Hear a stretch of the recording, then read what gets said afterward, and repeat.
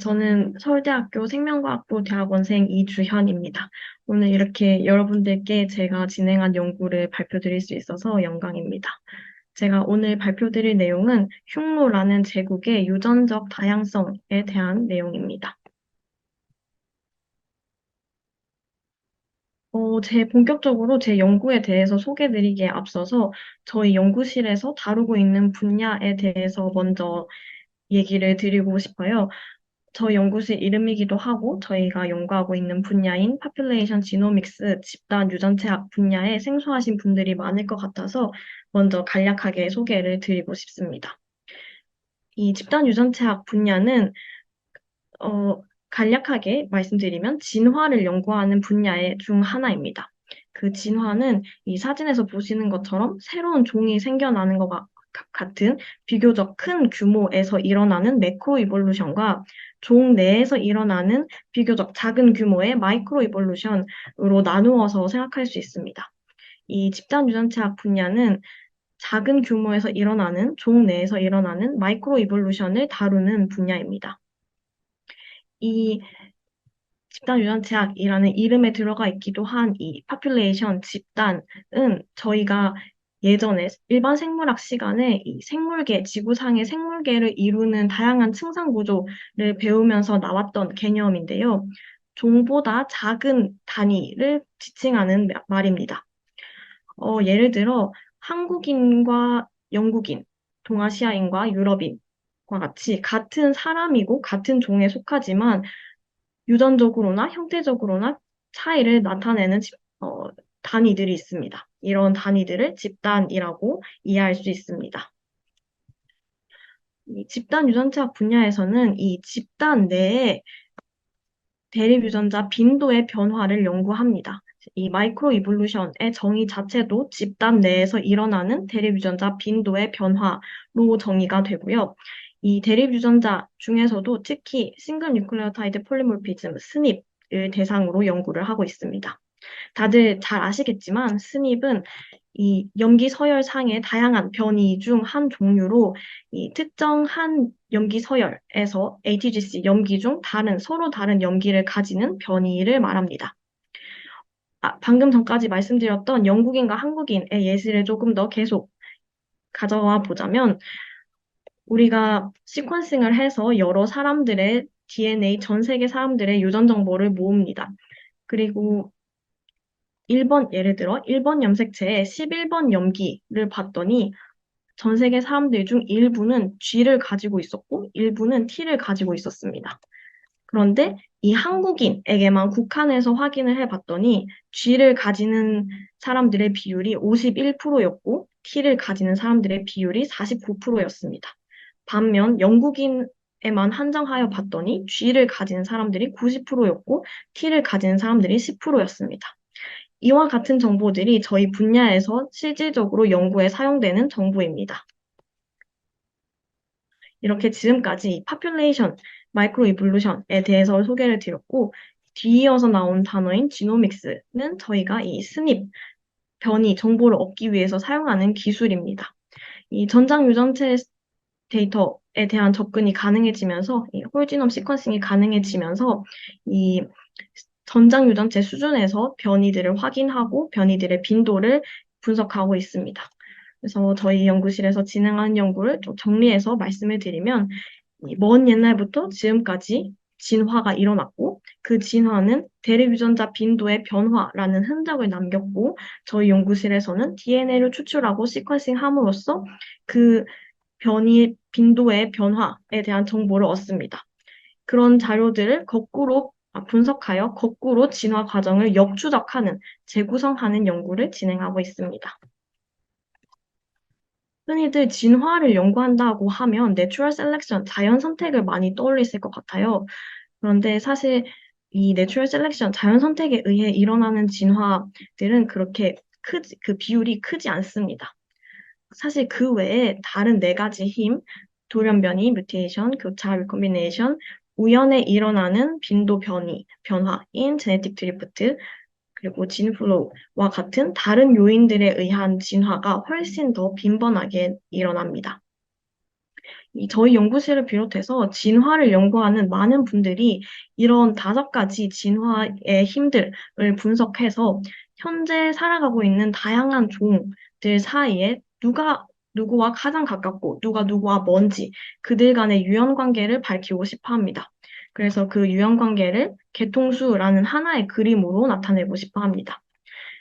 이 개통수도 다들 친숙하시겠지만 이 하나의 공통조상이 있었고 A와 B의 공통조상, 그리고 C, D, E의 공통조상으로 분기가 먼저 일어난 후에 A, B, C, D, E로 이후에 다시 분기가 일어났습니다. 지금 이 개통수에서 A와 B가 서로와 가장 가깝습니다. 이런 관계를 클레이덜하다고 이야기를 하고요.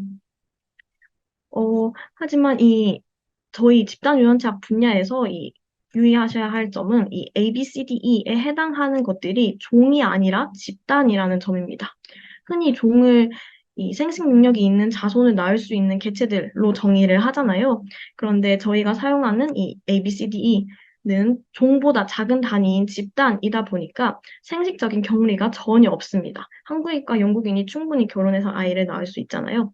그래서 이 분기가 일어난 이후에도 얼마든지 유전적인 교류, 진플로우, 혼합이 가능합니다. 그래서 이 어떤 혼합이 언제 어떻게 일어났는지를 이해하는 것 또한 이 집단 유전체학 분야에서 굉장히 중요한 주제 중 하나이고요. 그래서 저희 분야에서는 이렇게 점선과 같이 어드믹스처 엣지라고 불리는 점선으로 이 혼합 신호를 표현하기도 합니다. 이 그림에서는 C의 조상 집단이 어떤 다른 집단과 결혼을 하고 아이를 낳아서 유전적인 교류를 하였고, 그런 유전적인 교류 끝에 D라는 집단이 만들어졌다고 이해해 볼 수 있을 것 같습니다. 이렇게 혼합, 그 진플로우가 굉장히 중요한 이 토픽이라고 말씀을 드렸는데, 이런 혼합의 흔적은 혼합이 일어나고 시간이 점점 흐르면서 이 흔적이 희석되게 됩니다. 따라서 현재 존재하는 집단들을 분석하는 걸로는 혼합을 충분히 좋은 해상도에서 연구하기 어려울 때가 많습니다. 최근 한 20년, 30년 정도에 이 오래된 뼈나 치아에서 DNA를 추출하고 연구하는 기술이 가능해지면서 이 혼합 직후 시기의 샘플에서 DNA를 얻는 것 또한 가능해지게 되었습니다. 이런 에인션트 샘플, 고유전체 자료를 분석함으로써 혼합에 대한 다양한, 좀 더 높은 해상도에서 다양한 검정들을 할 수 있게 되었고요. 실제로 아까 보여드렸던 이 사진에 있는 이 까만색 요 치아도 경주의 신라시대 지금으로부터 1300, 1400년 전에 살았던 소에서 얻은 치아입니다. 저희 연구실에서 DNA를 뽑아서 시퀀싱해서 분석할 예정인 경주 소의 치아입니다. 네, 이렇게 저희 연구실에 대한 소개를 드렸고, 이제 본격적으로 제가 진행한 연구에 대해서 말씀을 드리도록 하겠습니다. 제가 진행한 연구는 지금까지 말씀드렸던 진플로우 혼합에 대해 연구한 가장 대표적인 연구라고 할 수 있는데요. 이 흉노 제국에 있었던 혼합을 다루었습니다. 흉노 제국은 기원 전 300년경부터 기원 후 100년경까지 이 아시아의 넓은 지역을 차지했던 제국입니다. 이 지역은 강수량이 적어서 농사를 짓기에 적합하지 않습니다.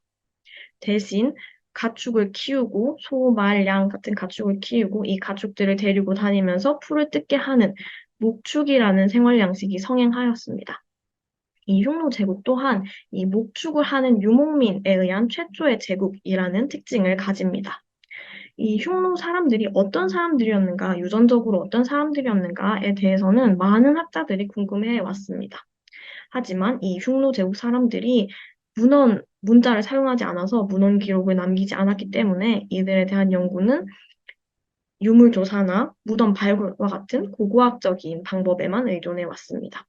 이 아래에 보이시는 이 두 사진이 이 흉노 시기에 사용되었던 말이 장식된 장식품, 장신구와 이 당시의 흉노를 상징했다고 사람들에게 여겨졌던 해와 달을 형상화한 장식품입니다. 이 외에도 이 중국 한자가 새겨진 도장이나 이집트 스타일의 장식품이 함께 발굴이 되어서 이 흉노 사람들이 굉장히 다양한 지역의 사람들과 교류를 했구나라는 점이 잘 알려져 있습니다.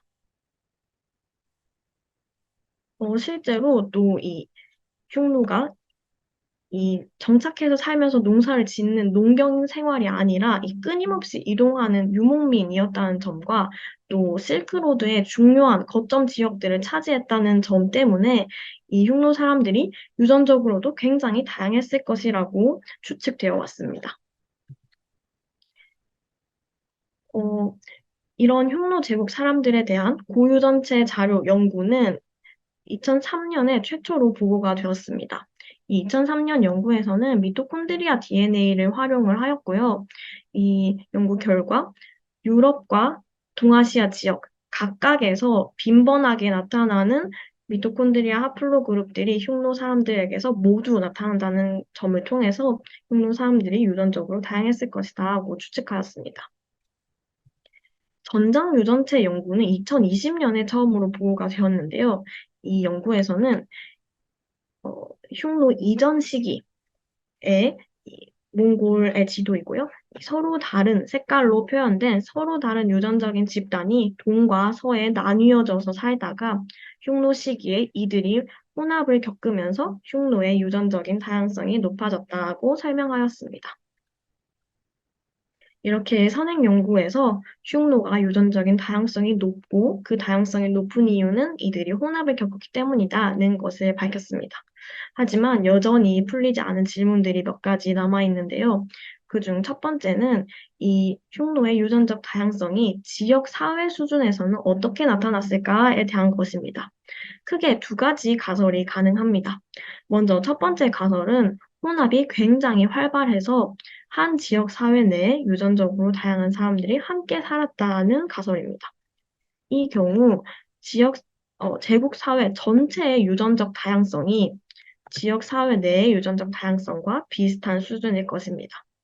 반면 두 번째 가설은 이 혼합이 그다지 활발하지 않아서 이전에 보여드렸던 것 같이 동과 서에 따라 나뉘기도 하고 이렇게 지역별로 유전적으로 다른 사람들이 나뉘어져서 살았고 이 따라서 제국 전체의 유전적인 다양성이 지역 사회 내의 유전적 다양성보다 훨씬 크다는 가설입니다.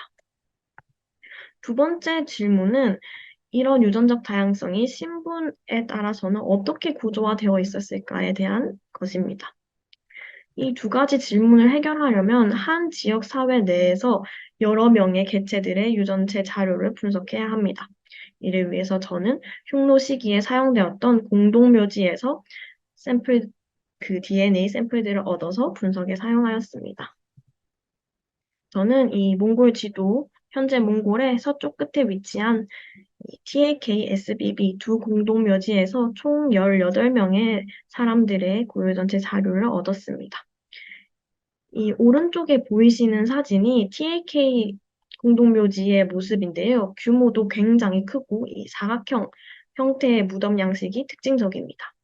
이 무덤은 제국 전체 수준에서 높은 신분의 사람들이 묻힌 무덤이고요. 그 주변에는 굉장히 단촐하고 이 부장품도 거의 없는 낮은 신분 사람들의 무덤이 대장묘의 형태로 그 주변에 함께 있습니다. 이 SBB 공동묘지에도 높은 신분의 사람들과 낮은 신분의 사람들이 함께 묻혀 있습니다. 저는 먼저 이 새롭게 얻은 유전체 자료, 이 사람들의 유전적 구성을 알아보고자 주성분 분석을 수행하였습니다. 주성분 분석은 높은 차원의 자료를 그 자료들의 분산을 가장 잘 설명하는 축으로 사용시켜서 이 시각화하는 자료를 시각화하는 방법입니다. 이 분석에서 이 결과에서 이 회색 점들은 현대 유라시아인들입니다. 이 PC1 X축을 따라서 유라시아 서와 동이 나뉘고 있고요. PC2축 Y축을 따라서 동아시아인들이 북과 남으로 나뉘고 있습니다. 이렇게 PCA에서는 유전적으로 가까운 비슷한 개체들끼리 가까운 곳에 유전적으로 먼 개체들끼리 먼 곳에 위치하게 됩니다. 그리고 작은 다이아몬드 형태로 지금까지 보고되었던 다른 흉노 개체들이 표현이 되어 있고요. 이번 연구에서 새롭게 얻은 TAK와 SBB 개체들은 노란색과 빨간색으로 표현이 되어 있습니다. 보시다시피 이 새롭게 보고된 노란색, 빨간색 개체들이 이전 시기 흉노 개체들과 분포가 굉장히 겹치는 것을 보실 수 있어요. 그래서 이 새롭게 얻은 TAK, SBB 개체들도 이전 흉노 개체들과 비슷하게 혼합을 겪고 비슷한 유전적 구성으로 설명이 될 수 있다고 생각했습니다. 이런, 이런 추측을 검증해 보고자 QPADM이라는 분석을 수행하였습니다. 이 QPADM은 혼합을 겪었다고 생각되는 집단과 혼합에 기여했다고 생각하는 집단을 넣어 주었을 때 이 혼합을 겪은 집단이 실제로 조상 집단의 혼합으로 충분히 잘 설명이 되는지, 잘 설명이 된다면 그 조상 집단이 몇 대 몇의 비율로 기여하였는지를 검증하는 방법입니다. 그래서 이 결과에서 서로 다른 사각형의 색깔이 서로 다른 조상 집단을 의미하고요. 이 사각형의 길이는 그 각각의 조상 집단이 얼마나 혼합에 기여하였는가를 나타내고 있습니다. 연두색이 앞서서 말씀드렸던 흉노 이전 시기에 있었던 동쪽에 살았던 집단이고, 분홍색이 흉노 이전 시기에 서쪽에 살았던 집단인데, 대부분의 흉노 개체들이 연두색과 분홍색의 동과 서의 혼합으로 잘 설명이 되는 것을 보실 수가 있습니다. 이 외에도 노란색과 갈색이 있는데요. 노란색은 중국 쪽 집단, 갈색은 실크로드를 통해 왔을 것으로 생각되는 이란 쪽 집단입니다. 이들 또한 흉노 사람들에게 기여했다는 것이 선행 연구에서 잘 알려져 있었고, 제가 새롭게 얻은 샘플들에서도 선행 연구와 같은 결과를 얻었습니다. 하지만 여기 제가 비워놓은 TAK 8번 그리고 9번 개체는 선행 연구에서 얻었던 이 혼합 모형으로는 잘 설명이 되지 않았습니다. 그래서 이들에 대해서 조금 더 자세히 분석을 진행했습니다. 먼저 PCA 상에서 TAK 8번과 9번의 위치를 보시면 비교적 서쪽에 위치해 있는 것을 보실 수 있습니다. 그래서 먼저 TAK 8번과 9번이 서쪽 집단과 유전적으로 동일한가를 알아보기 위해 QP 웨이브 분석을 진행했습니다. QP 웨이브 분석은 P 밸류가 0.05보다 크면 두 집단이 서로 유전적으로 동일하다는 것이고 0.05보다 작으면 동일하지 않다는 의미입니다. 오른쪽에서 보시다시피 모두 0.05보다 작기 때문에 이 TAK 8번과 9번은 서쪽 집단과 유전적으로 동일하지 않았습니다. 동일하지 않다는 의미는 이 TAK 8번과 9번이 서쪽 집단에 비해 서쪽 집단 외에 또 다른 유전적인 흐름을 필요로 한다는 것을 의미합니다. 그 유전적인 흐름이 어디서 왔는지, 어떤 집단으로부터 왔는지 알아보고자 이어서 분석을 진행하였습니다. 알아보기 위해서 그 조상 집단을 규명하기 위해서 사용한 분석이 F4 통계량입니다. 이 F4 분석은 이 포 4화에서 알 수 있듯이 4개의 집단을 사용하는 분석입니다. 저는 이 넷 중에 TAK 8번, 9번과 그리고 서쪽 집단을 사용을 하였고요. 이 경우 TAK 8번, 9번, 그리고 서쪽 집단이 서로와 가장 가까운 관계, 서로 클레이덜한 관계를 가진다고 가정합니다. 그리고 두 번째 집단으로 이 TAK 8번 그리고 서쪽 집단과는 조금 더 먼 전 세계 여러 집단을 번갈아 가면서 넣어주면서 이 각 집단별로 F4 값을 하나씩 계산을 합니다. 다시 말해서 집단 A에 대한 F4 값이 하나가 있고 집단 B에 대한 F4 값이 또 다른 게 있고 이런 식으로 이 여러 개의 F4 값을 계산을 합니다. 그리고 이 F4 값이 0에서 유의미하게 다른지를 확인합니다. 이 F4 값이 0과 같으면 이 두 번째 X 집단은 TAK 또는 서쪽 집단 어느 쪽과도 유전적인 흐름을 가지지 않았다는 의미입니다. 하지만 F4 값이 0보다 크면 TAK와 서쪽 집단 중 서쪽 집단과 유전적인 흐름을 가졌다. 회색으로 표시된 유전적인 흐름을 가졌다는 의미이고요. 반면 F4 값이 음수이면 이 X 집단이 TAK와 유전적인 흐름을 가졌다는 의미입니다. 그 결과를 오른쪽에 그림으로 나타내었는데요. 빨간색으로 표시된 집단들이 이 유의미하게 0보다 작은 집단입니다. 다시 말해서 TAK, 서쪽에 비해 TAK와 유전적인 흐름을 가진 집단입니다. TAK009 B 그림부터 보시면 이 빨간색으로 표시된 집단들이 모두 동아시아에서 발견되는 집단입니다. 다시 말해서 TAK 집단은 서쪽 집단과 동아시아 집단의 혼합으로 설명될 수 있다고 정리할 수 있습니다. 이 TAK 8번의 경우에는 빨간색으로 표시된 집단이 Ancient North Eurasian이라고 불리는 지금은 나타나지 않는 어떤 유전적인 집단들과 관련이 있는 집단들인데요. 그래서 이 TAK 8번은 서쪽 집단과 ANE와 관련된 집단의 혼합으로 설명될 것이라고 추측하였습니다. 그 추측을 QPADM으로 다시 확인을 했고요. TAK009의 경우에는 서쪽 집단, 보라색으로 표시된 서쪽 집단과 이 동아시아 집단의 혼합으로 잘 설명이 되었고, TAK008의 경우는 서쪽 집단과 이 몽골 인근에서 ANE와 비슷한 집단인 파란색 집단 혹은 회색 집단의 혼합으로 잘 설명되는 것을 확인하였습니다. 어, 다시 이 전체 개체들의 QPADM 결과로 돌아와서 보시면 TAK 1번과 8번, 9번에서 같은 양상의 혼합을 보라색과 이 파란색으로 표시된 같은 양상의 혼합이 나타나는 것을 확인하실 수 있습니다. 이 TAK 1번, 8번, 9번 개체들이 하나의 이 무덤 복합체를 형성하는 이 TAK 1번이 높은 신분의 개체이고 8번과 9번이 그 주변에 묻힌 낮은 신분의 개체인 이 하나의 무덤 복합체를 형성하는 것을 확인하였습니다. 특히 이 파란색으로 표시되어 있는 이 집단의 경우에는 흉노 시기 전에 완전히 사라졌던 걸로 알려져 있었는데 본 연구에서 이 흉노 서쪽 끝에서 새롭게 다시 여전히 존재하고 있다는 것을 확인하여서 굉장히 흥미로웠습니다. 어, 이렇게 QPADM 결과를 보신 것처럼 이 흉노 개체들이 활발한 혼합을 겪었습니다. 이런 흉노 개체들의 활발한 혼합을 통해 얻은 유전적 다양성이 흉노 전체의 유전적 다양성과 어떻게 비교할 수 있는지 이어서 고민하였습니다.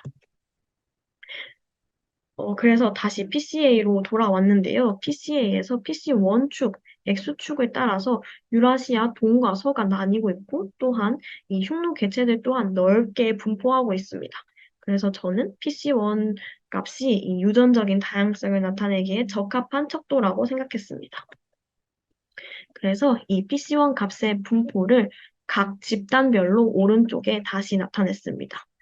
이 분홍색은 흉노 이전 시기 집단들, 동쪽과 서쪽에 살았던 집단이고요. 이 회색은 새롭게 보고한 TAK와 SBB이고, 마지막 파란색은 흉노 전체 개체들의 이 PC1 값의 분포입니다. 보시면 이 사각형의 길이를 통해서 흉노 이전 시기에는 사각형의 길이가 굉장히 짧고 또 동과 서에서 서로 굉장히 분리되어서 나타나고 있습니다. 반면 TAK와 SBB에서는 사각형의 길이도 굉장히 길고 특히 TAK의 경우 흉노 전체와 비교해도 비슷한 수준입니다. 이를 통해서 흉노 이전 시기에는 유전적으로 분리되었던 사람들이 이 혼합을 겪으면서 유전적으로 높은 다양성을 가지게 되었고, 특히 TAK에서 알 수 있듯이 유전적으로 서로 다른 사람들이 한 지역 사회 내에 함께 살았다는 결론을 내렸습니다. 그래서 앞서 말씀드렸던 두 가지 가설 중에 1번 가설, 활발한 혼합 가설이 흉노를 설명하기에 더 적합하다는 결론을 내렸습니다. 이어서 두 번째 질문이었던 신분과 유전적 다양성에 대한 것도 같은 분석을 진행하였습니다. 무덤의 양식이나 이 부장품의 양 등을 통해서 높은 신분과 낮은 신분을 구분할 수가 있었고요. 높은 신분은 초록색, 낮은 신분은 노란색으로 표시를 하였습니다. 이 낮은 신분 개체들의 유전적 다양성이 흉노 전체 개체들의 유전적 다양성과 비슷한 수준인 것에 비해서 높은 신분의 유전적 다양성은 굉장히 낮고 또 흉노 이전 시기와 비교해 보면 서쪽보다는 동쪽과 더욱 비슷합니다.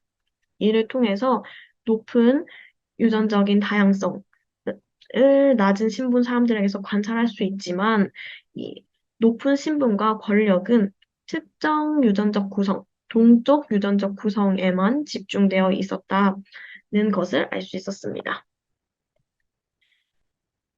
발표드린 내용을 정리하면서 마무리하겠습니다. 이 선행 연구들을 통해서 이 흉노가 혼합을 겪으면서 높은 유전적 다양성을 가지게 되었다는 것이 밝혀져 있었습니다. 본 연구를 통해서 이러한 높은 유전적인 다양성이 하나의 지역 사회 내에서도 동일하게 나타났고, 이를 통해서 흉노가 진정한 의미의 다민족 국가였다는 결론을 내릴 수 있었습니다. 또한 높은 신분과 권력은 이 다양한 유전적 구성 중에서도 일부에만 집중되어 있었음을 확인했습니다.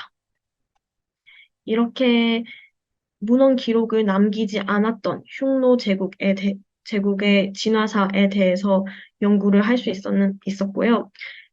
이처럼 동일한 집단 유전체학 분석을 사용한다면 문헌 기록을 남길 수 없는 사람이 아닌 다양한 생물종의 진화사 또한 밝힐 수 있을 것입니다. 제가 오늘 발표드린 내용은 올해 4월에 논문으로 발표를 하여서 관심 있으신 분들은 더 자세한 내용을 논문에서 확인해 주시면 감사하겠습니다. 네, 제 연구에 많은 도움을 주신 박사님들과 저희 연구실 그리고 정충원 교수님께 감사하다는 말씀 드리면서 발표 마치겠습니다. 들어주셔서 감사합니다.